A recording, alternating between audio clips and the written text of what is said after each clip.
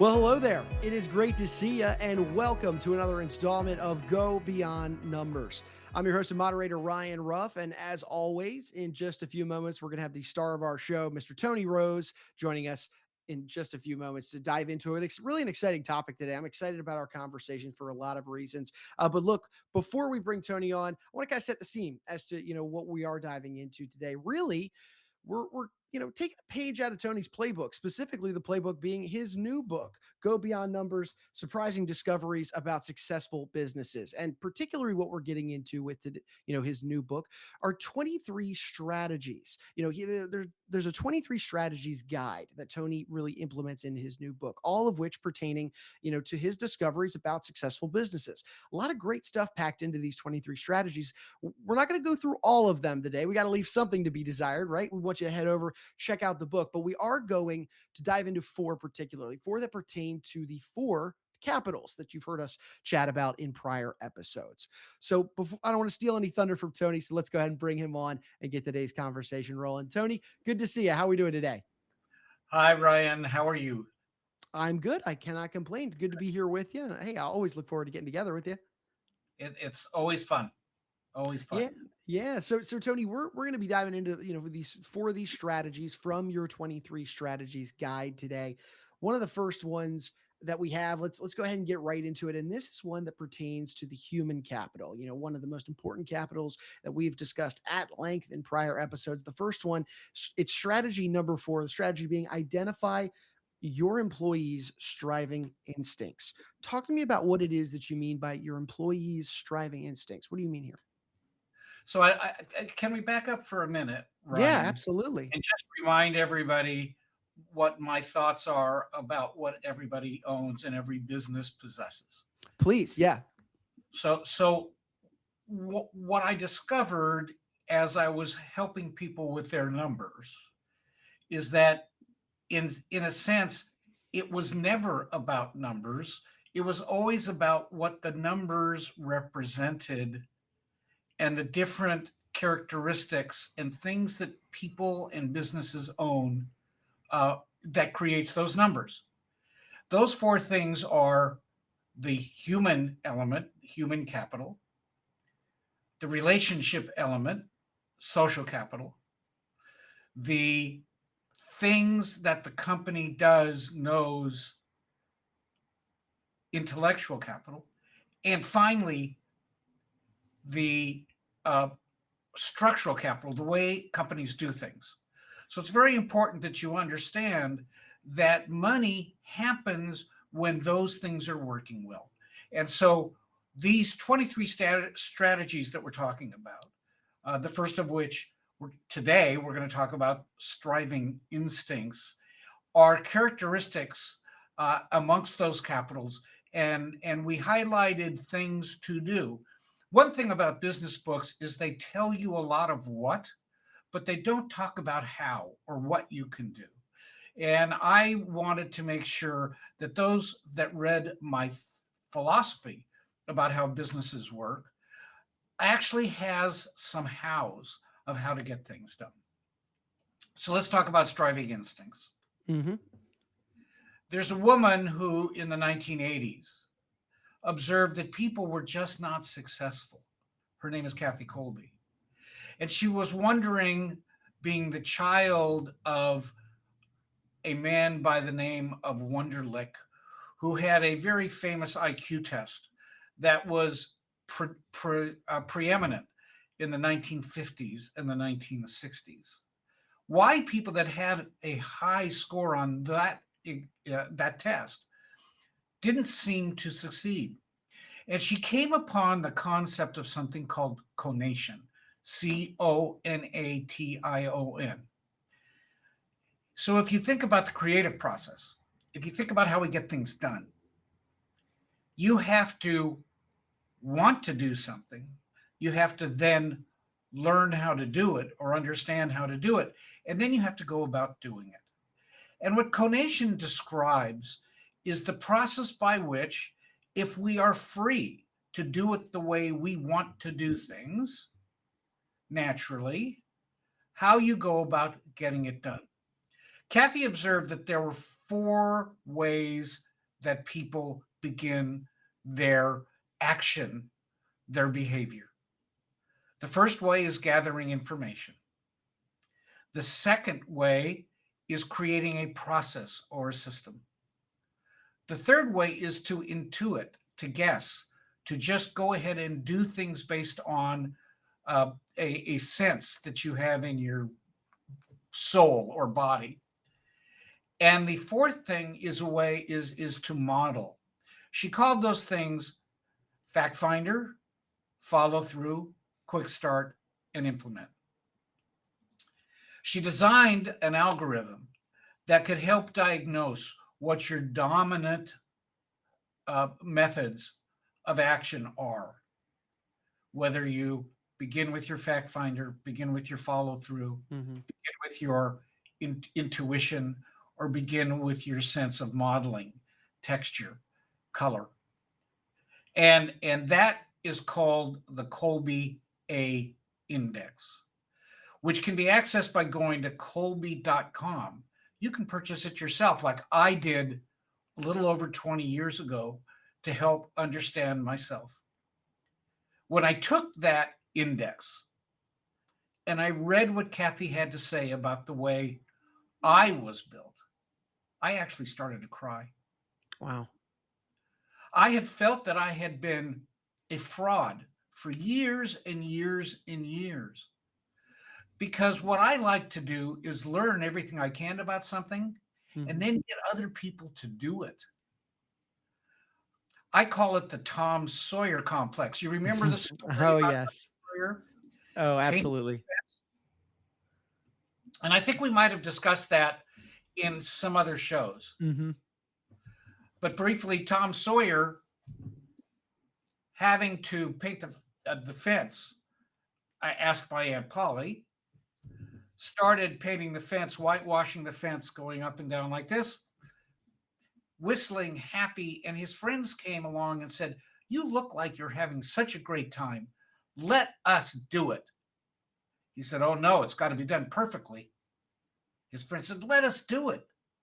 He said, "What will you give me?" I think some of his friends gave him an apple. Another one of his friends gave him a frog, as I recall the story. And then Tom sat under the tree, smoking his corncob pipe, watching his friends whitewashing the fence with great joy and love of doing it. Well, that's kind of how I'm built. Other people aren't built that way.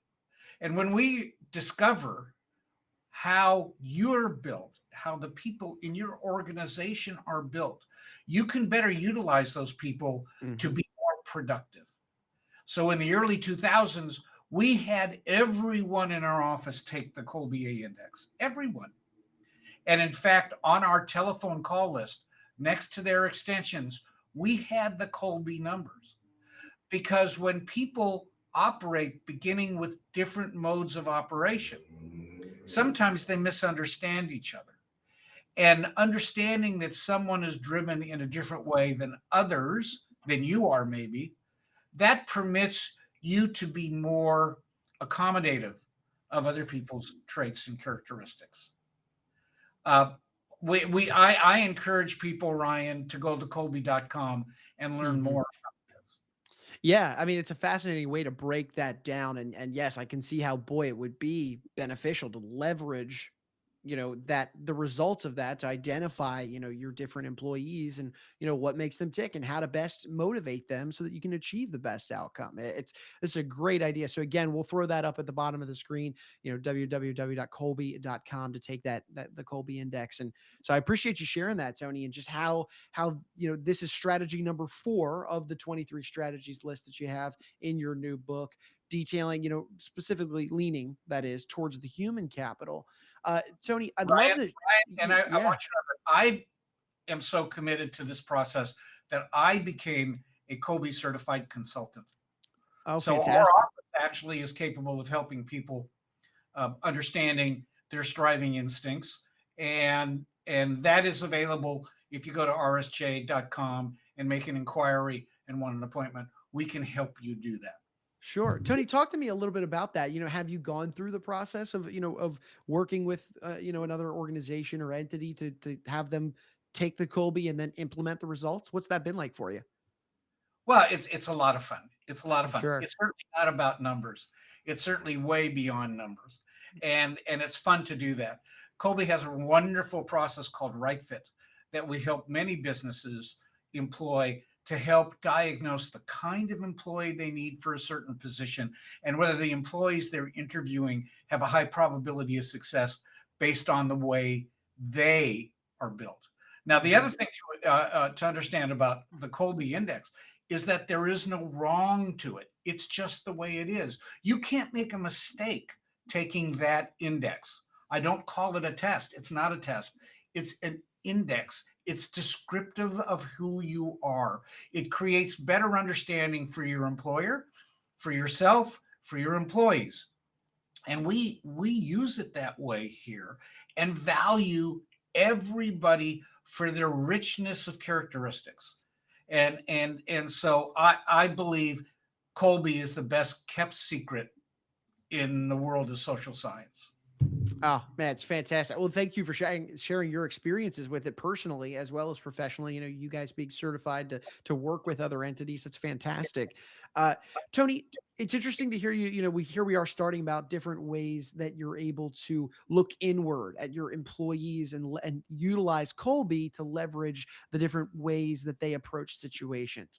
For our next strategy, which is strategy number 13. Now, this one is more associated with the social capital, that capital that's built on the relationships that you have with people. We're going to look towards now, the clients, the customers, if you will. Strategy number 13, know the ins and outs of your raving fans. I love this one. Walk us through this because, if you use the Colby to get to the inside of your employees, now let's talk about the customers. What do you mean here about knowing the ins and outs of your raving fans? Isn't it true that if you don't know who you're serving, you don't know how to serve them? Mhm. What you want to do, we talked about right fit in hiring employees. You also want to understand what the right fit for you is in your customer base. Who are you appealing to? To whom are you going to be delivering great value? Whether you're selling a product or whether you're providing a service, what is your avatar? Maybe that's an overused phrase now, but who is your ideal client? Do you know? Have you thought about it? Now, I'll bet that if you're in business, you have raving fans already. Think about it. There are people that come to you time and time again. They ask for stuff, they ask for you to deliver their value. What is it that you're delivering that they like?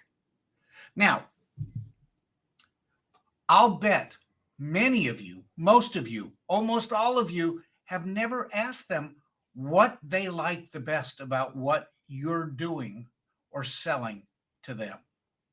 Why do they like the product? What about the product makes them happy, makes them coming back? Is there a way that they want it delivered to them?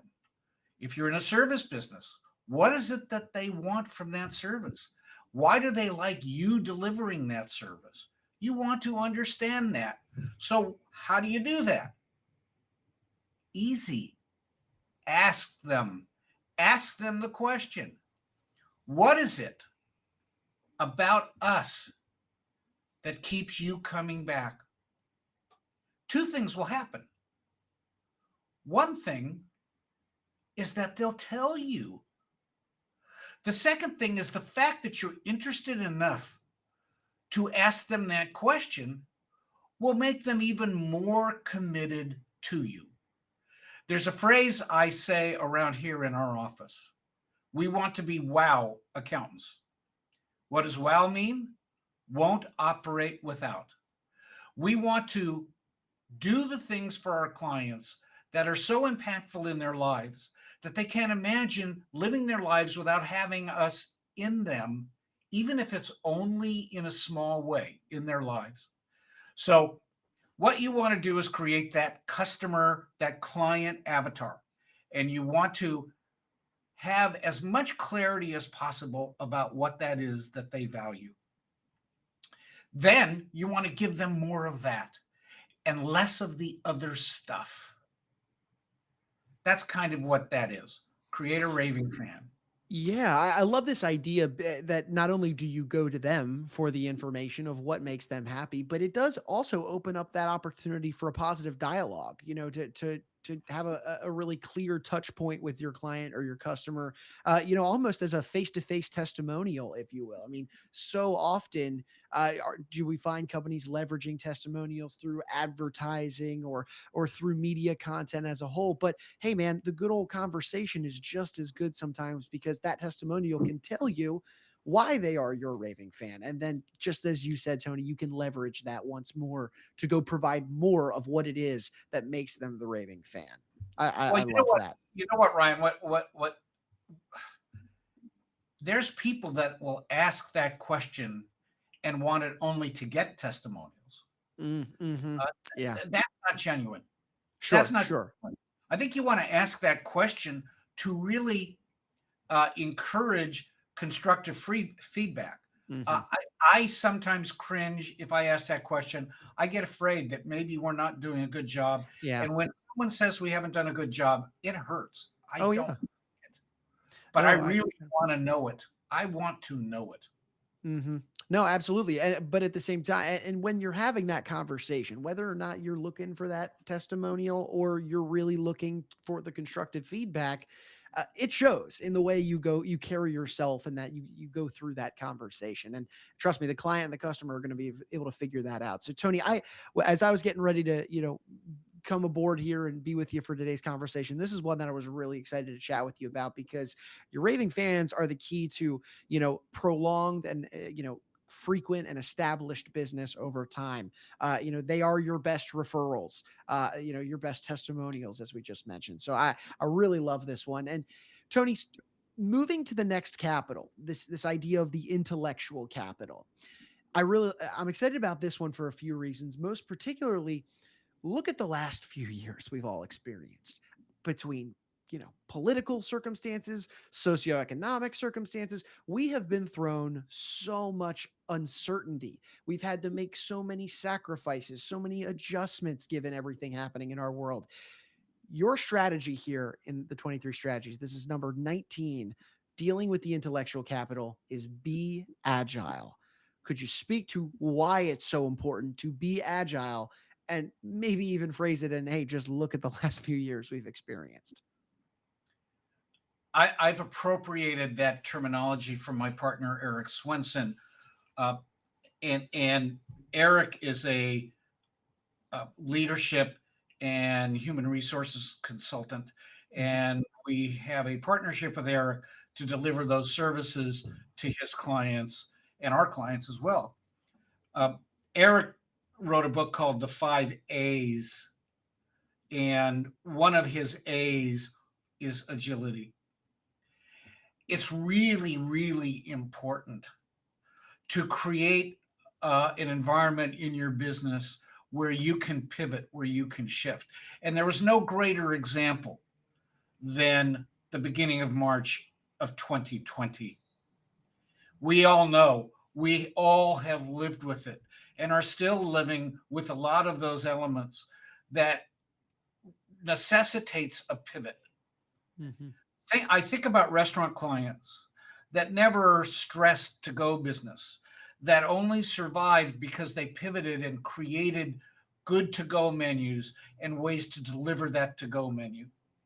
I think about our accounting firm that went from having 50 people or more a day in our office to less than 10 a day in our office.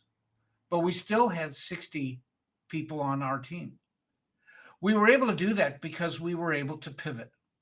Now, I have to credit my technology partner, Julie Choi, and our technology manager, Nahan Tran, who had us prepared to do remote work even before we were required to do remote work.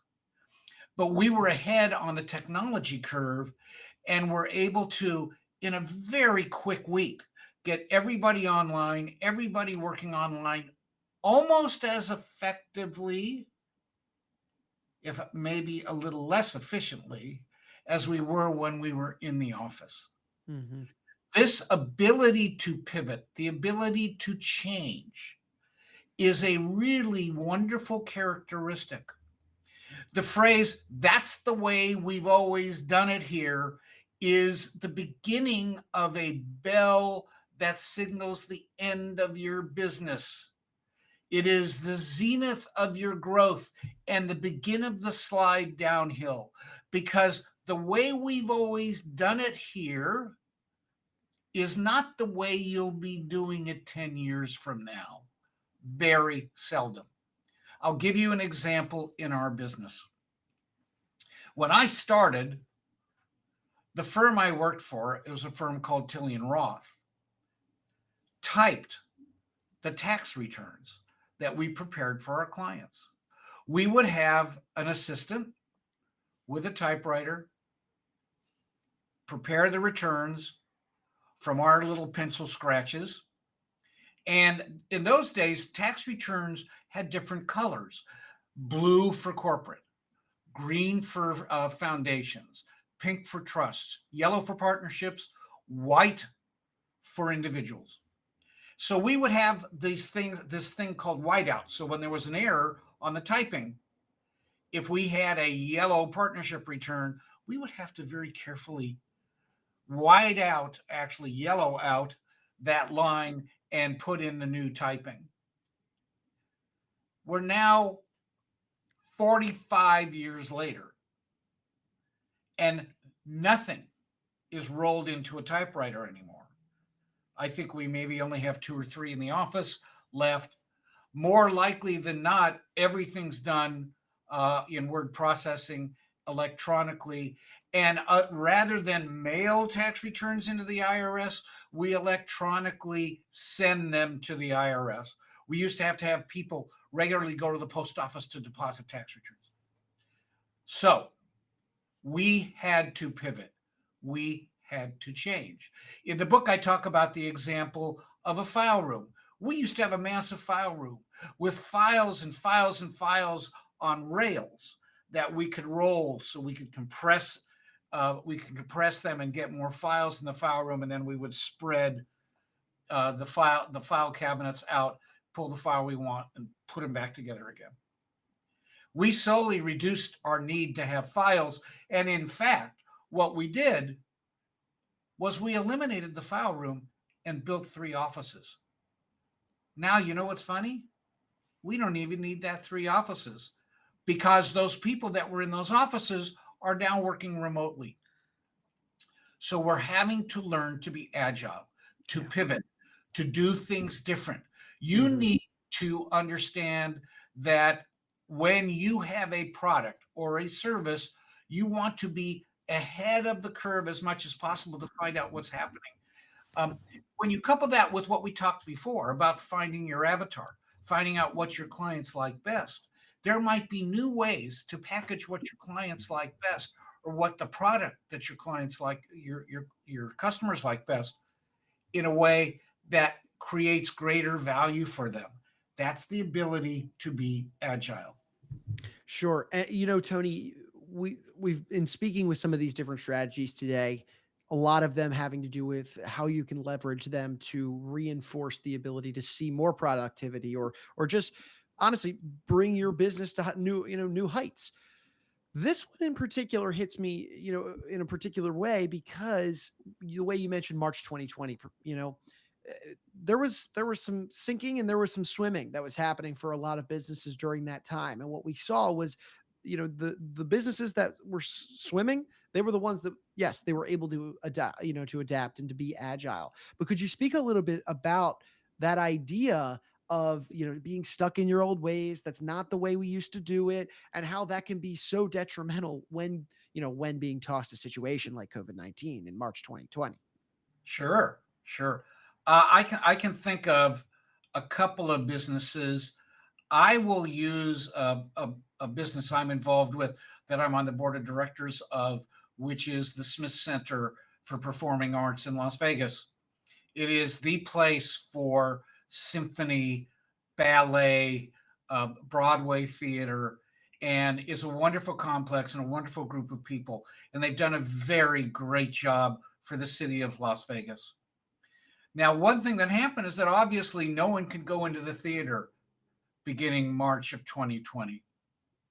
Because they were fiscally responsible, they were able to give refunds or absorb credits for their patrons for those tickets that could not be used for performances. And I believe there may have been as many as 600 or more performances that had to be canceled over Wow. this last 24, 30-month period. The Smith Center began delivering their value by going online and streaming performances. It started with Las Vegas entertainers who wanted to give back to the community and do presentations for the different constituents that were patrons of the Smith Center. They adapted by doing online activities.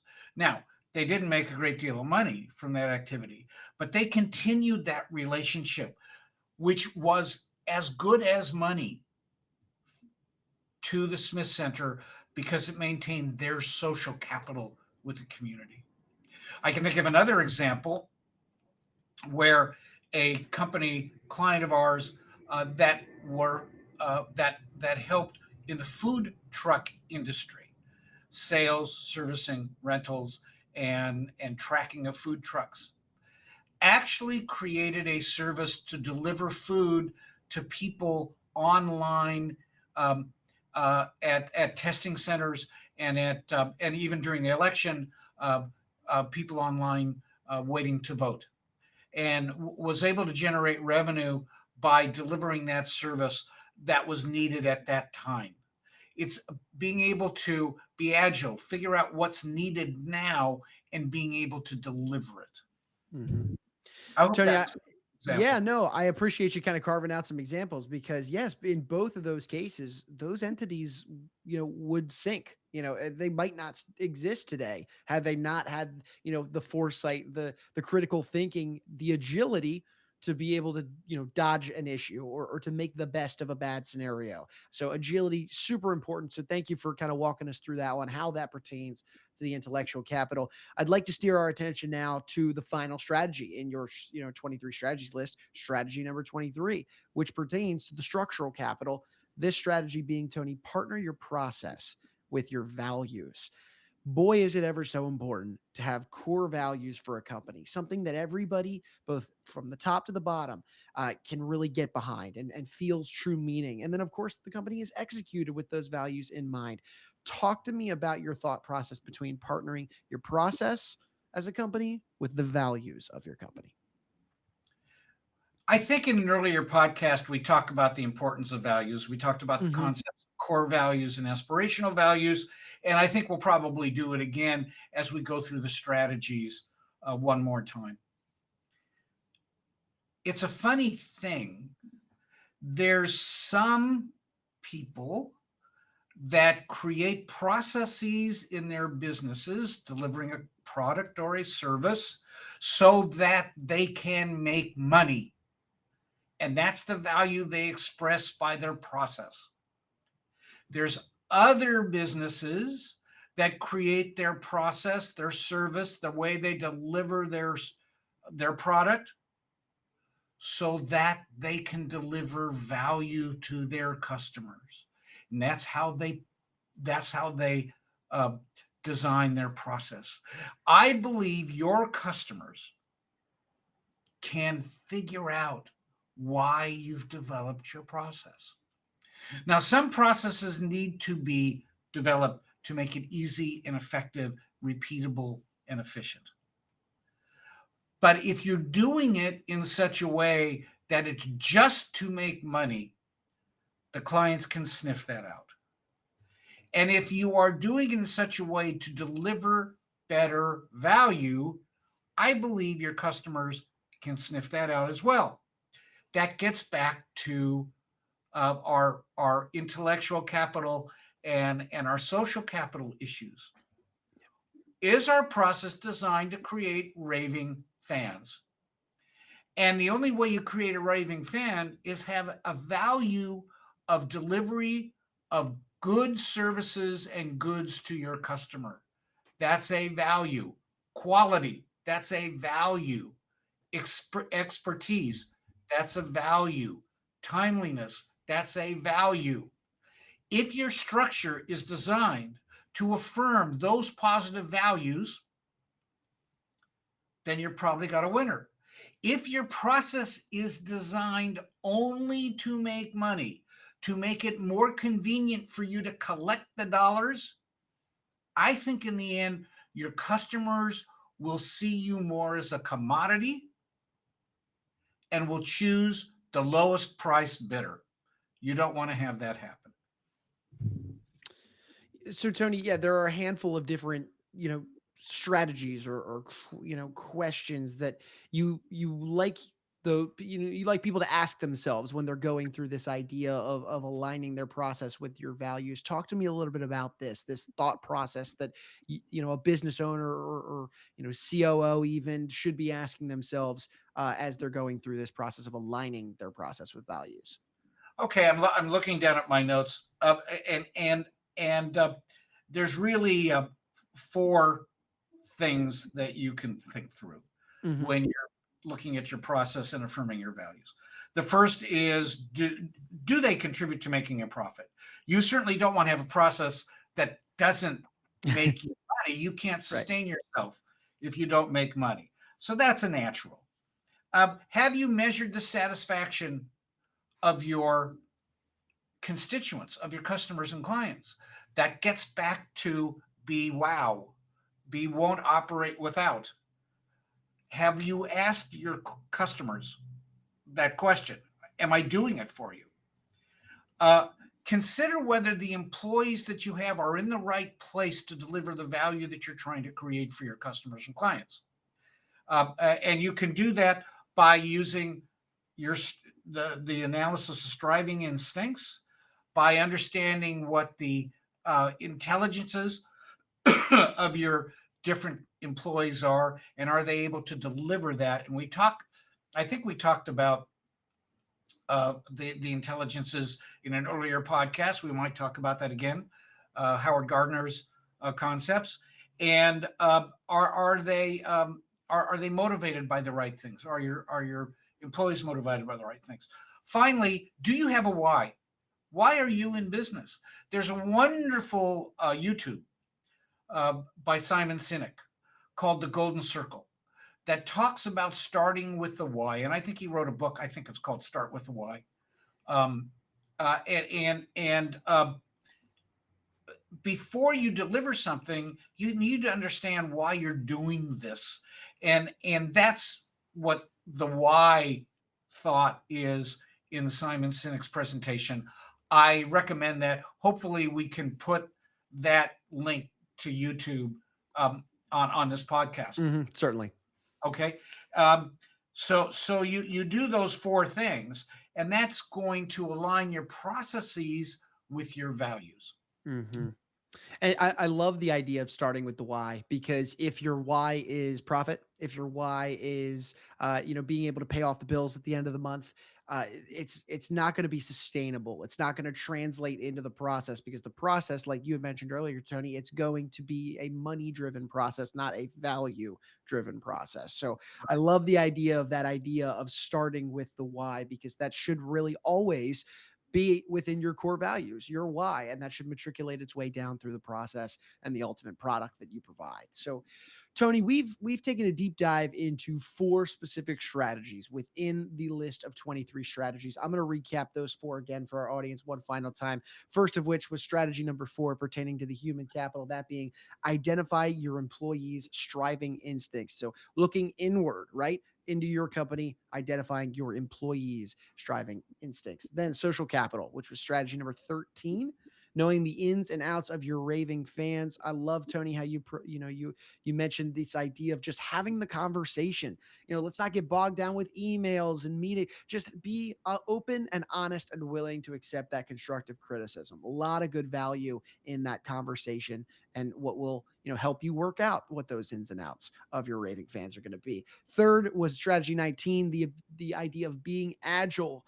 This pertaining to the intellectual capital. Be agile. Look at the last few years we've experienced. You have to be agile, have to be able to pivot regardless of the circumstances thrown your way. And then, of course, finally, strategy 23 with the structural capital, that being, partnering your process with your values.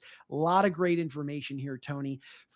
There's 23 strategies in total. We covered 4 today. There's another 19 for people to be able to look into. Where should somebody go, Tony? What should they be looking into if they're interested in these other 19 strategies? How can they find them? Well, I think that one way you can do that is to go to Amazon and order the book. Go Beyond Numbers gives you a little more detailed analysis of all these 23 strategies. If Mm-hmm. you want to take a shortcut and get ahead of this podcast a little bit, see the other 19 strategies, go to the site 23checklist.com, the number 23checklist.com, and you'll be able to pull up those 23 strategies and you can see for yourself. I think all of them have some value for you. Absolutely. Well, Tony, as we're bringing our conversation to a head, we hit these 4 pretty hard today. I'm sure, future conversations will be flirting with some of the other strategies on this list. But any final thoughts that you might want to leave our audience with in regards to the 4 strategies that we chatted about today, how they could leverage them to best impact their business? Any final thoughts at all? Well, I think it's important to repeat time and time again that it's not what you do with your money, it's what you do with all these 4 things: your human, social, intellectual, and structural capital that determines whether you have a successful business. In fact, it determines whether you have a successful life. Be thinking about them, be aware of them, have them in your consciousness. Don't walk through your life in a fog. Be purposeful. And even if you don't get 100% of where you'd like to be now, you'll find that you'll go a lot farther when you do these things consciously. Fantastic. Well, Tony, look, I really appreciate you carving some time out of your day to be with us, to walk us through these strategies more in depth. And I'm looking forward to having you back on for a future episode down the road. Thanks, Ryan. Nice to be with you today. Oh, absolutely. And hey, look, we want to take one final moment, as always, to thank you, right? Our audience for jumping along, being aboard with us here on the show today. If you liked what you saw today, benefited from any of the conversation, do me a favor, like the show, comment on it, subscribe to it on any platform you're checking us out on. And then, of course, share this information with friends, family, business owners, anybody really that you think would benefit from conversations like these. Because at the end of the day, we're diving into strategies, tips, solutions that can help bolster businesses and their their daily operations. Tony's got a lot of experience in this world, and we would hate to have you miss out on any beneficial conversations down the road. So for Mr. Tony Rose, I'm Ryan Ruff. We're going to go ahead and say so long today, but we thank you one final time for joining us on today's edition of Go Beyond Numbers.